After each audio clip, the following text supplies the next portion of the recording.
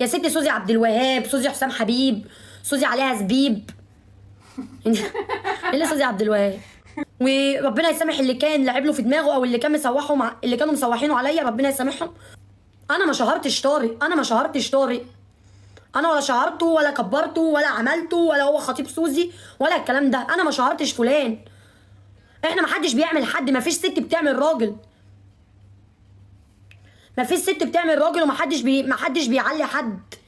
انا طبيعي لو هو كان لو هو كان عنده مليون مثلا ومشهور او بيعمل تيك توك من زمان، لو هو مشهور وبيعمل تيك توك من زمان وانا طلعت معاه، كنت انا هتعرف. كان هو لما يسيبني هيتقال هو اللي عرفكوا عليها وهو مش عرفكوا عليها. مفيش الكلام ده. هو كنت فتره ما انا معاه هو كان ماسك الاكونت بتاعي، انا اللي مديهوله بيرد على الشغل، لان انا كنت فاضيه، كنت مشغوله في حاجات تانية تبع البيت وحاجات تانية مشغوله فيها، حاجات في حياتي الشخصيه اكتر انا مشغوله فيها. فكان هو بيجيب لي الاعلانات ويرد، فكنا بننزل مع بعض اعلانات، فكنت بصور، كان هو بيصورني، كان هو بيعملني، كان هو حرفيا ماسك شغلي. وهو اصلا مش بتاع السوشيال ميديا، ولا بيعرف يصور فيديوهات، ولا بيعرف يعمل تيك توك. كلمه الحق تتقال، هو ملوش في الميديا، ملوش في الميديا خالص. وانا والله ولا بميل ولا بحن ولا الكلام ده خالص، ولا اي حاجه في دماغي. انا مش سبب في شهره في حد ولا الكلام ده، ولا في دماغي، اقسم بالله انا مش في دماغي الكلام ده. بس عيب قوي، هي اللي شهرتك، هي اللي عملتك. مفيش حد بيعمل حد، احنا اسباب في حياه بعض، ربنا جعلنا اسباب في حياه بعض. يعني انا دلوقتي لو فاتحه شركه وانا شايفه ان العامل مثلا اللي في الشركه ده اقل مني وانا حد عالي عليه، هل معنى كده ان انا ما اخليش حد اقل مني في الشركه؟ وانا طبيعي لو ما جبتش عامل في الشركه بتاعتي هتفضل متوسخه ومش هتبقى حلوه. فطبيعي ان الحاجه القليله دي هتساعد الحاجه الكبيره. بالمعنى انا مش قصدي والله حاجه، انا بوضح لكم بس مثل.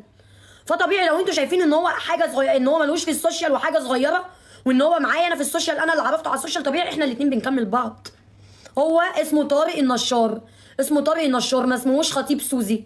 ما حصلش نصيب وما بقاش خطيبي، وكل واحد راح لحاله. ما ينفعش نقول على حد خطيب سوزي ونفضل نضايقه في كومنتات ونفضل نضايقه في السوشيال ميديا. انا حقي عند ربنا، مش مستنيه ان حد يضايق حد عشان خاطري، عشان خاطر هو يرضيني انا. برضو ده شخص وليه نفسيته وبيزعل والكلام ده كله، وزي ما انا بزعل هو بيزعل، واحنا نقدر مشاعري او مشاعر ربنا معاه ويسهل له، وما نجيبش سيرته بوحش ولا او بحلو. لو لينا نصيب في حاجه ممكن تبقى لينا، بس ما نجيبش سيره حد بحلو او بوحش. ربنا يسهل له كل اللي علينا، ربنا يسهل له. خطب، اتجوز، ارتبط، احنا ملناش دعوه بيه، ملناش دعوه بيه. مش اول ولا اخر واحد يخش علاقه مع بنت ويسيبها، عادي خالص، ده نصيب، ده نصيب وعادي خالص. وانا لو ليا حق عند حد انا سايباه لربنا، لان انا عمري ما هقف قدام الشخص ده في صح او غلط او اعاتب فيه.